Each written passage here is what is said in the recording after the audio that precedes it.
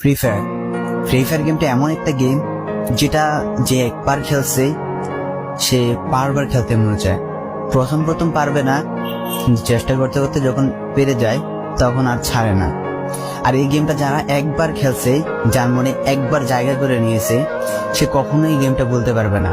সে যদি একদিন 2 দিন 7 দিনও না খেলে, সে 7 দিন পর আবার ঠিকই এই গেমটার ভিতরে ঢুকবে। কারণ এই গেমটা কখনো কাউকে কষ্ট দেয় না।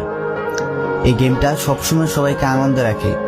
এই গেমটাতে আমি অনেক সময় কাটাইছি, আর এটা আমি কখনো ভুলতে পারবো না। এই গেমটা আমার কাছে এমন একটা গেম যেটা কিনা আমি বলে বোঝাতে পারবো না।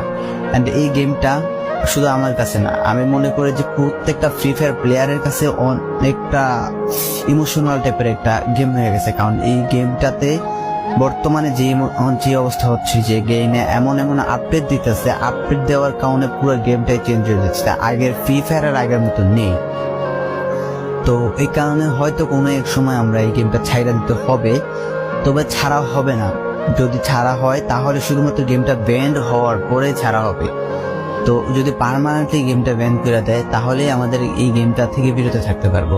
আর না হলে কোনোভাবে ছাড়া, যতই আপডেট আসুক না কেন আমরা ছাড়তে পারবো না। এই গেমটার প্রতি যত একটা মায়া জড়াই গেছে, তো এটা আমাদের পক্ষে ছাড়া একবারে